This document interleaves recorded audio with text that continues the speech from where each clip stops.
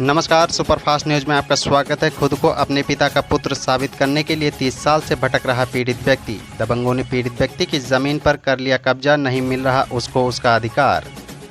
जी हां, आपको बता दें कि बाराबंकी जिले के हैदरगढ़ तहसील क्षेत्र के एक गांव में एक अजीबोगरीब मामला सामने आया है, जहां एक व्यक्ति खुद को अपने पिता का पुत्र साबित करने के लिए लगभग 30 वर्षों से दर-दर की ठोकरें खाकर अधिकारियों की चौखट नाप रहा है, लेकिन सरकारी कागजों में अभी उसे अपने ही पिता के पुत्र का दर्जा प्राप्त नहीं हो सका है और न ही उसे अपने पिता की संपत्ति में हिस्सा मिल सका है, जिसका वो हकदार भी है और उत्तराधिकारी भी।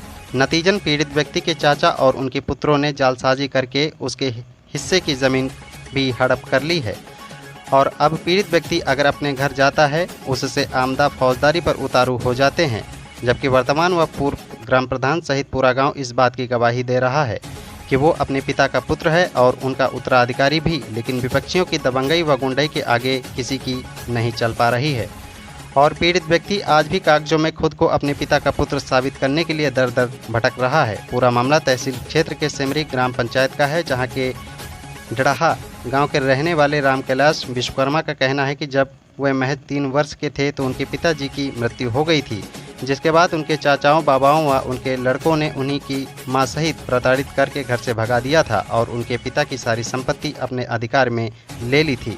महज 5 वर्ष के थे और अब उन्हें वह घर जाते हैं तो विपक्षी मारने पीटने पर उतारू हो जाते हैं और घर से भगा देते हैं। बाद में यह मामला कोर्ट तक भी पहुंचा और वहां भी पीड़ित व्यक्ति राम कैलाश के पक्ष में फैसला भी हुआ, लेकिन विपक्षियों राधेश्याम पुत्र प्रभु व अन्य ने जालसाजी करके पुनः सरकारी अभिलेखों को अपने हक में करवा लिया और आज लगभग 30 साल बीतने को हैं और आज भी पीड़ित व्यक्ति खुद को साबित करने के लिए अधिकारियों की चौखट नाप रहा है।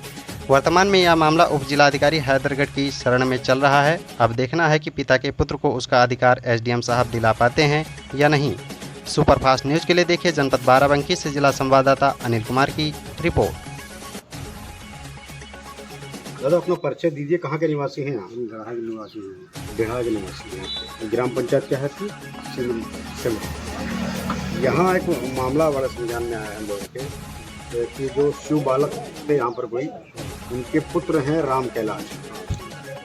ऐसा उन पर आरोप लग रहा है कि ये उनके लड़के नहीं हैं। आप इसी ग्राम पंचायत के निवासी हैं, तो इसमें सत्य क्या है? क्या राम कैलाश शिव बालक के पुत्र हैं? जी हाँ। यही पैदा हुए थे? हाँ जी, एकदम है।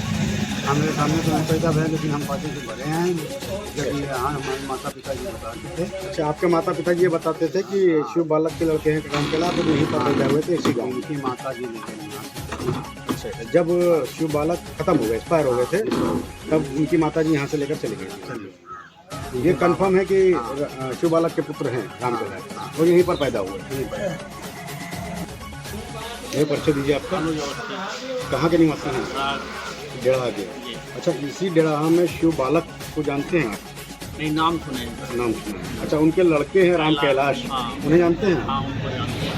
वो यहीं पैदा हुए थे ऐसा लोग बता हाँ, रहे हैं। यही पैदा हुए लोग बता रहे थे, पिताजी हमारे बता रहे थे। इसके बाद में आए कुछ दिन यहाँ रहे। अच्छा अच्छा। रहने के बाद कैलाश जो है नसीमापुर चले गए।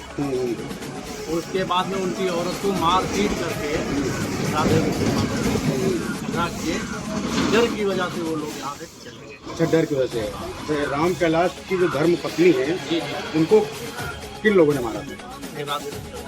अच्छा, जो इनके पटीदार हैं, चाचा के लड़के वगैरह, इसी डर से वो चले गए। मतलब राम कैलाश यहाँ पैदा हुए, यहाँ आप जानते हैं शिव बालक के लड़के हैं। आपके माता पिता भी बताते हैं इस चीज़ को, ये क्लियर है।